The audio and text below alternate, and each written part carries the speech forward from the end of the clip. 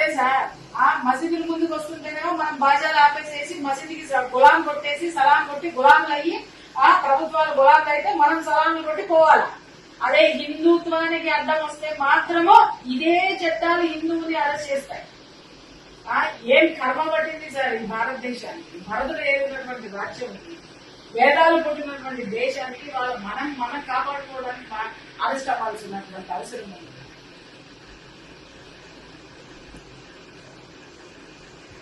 Sir నేను TV5 లో చేశానండి.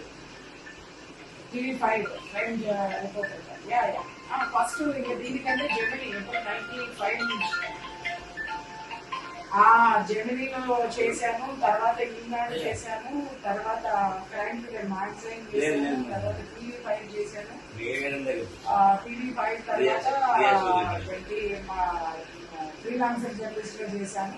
అలాగే మళ్ళీ చంద్రబాబు నాయుడు గారికి పొలిటికల్ అడ్మినిస్ట్రేషన్ 17 వరకు, తర్వాత 2017 నుంచి 19 వరకు అగ్రికల్చర్ మినిస్ట్రీ గవర్నమెంట్ ఢిల్లీ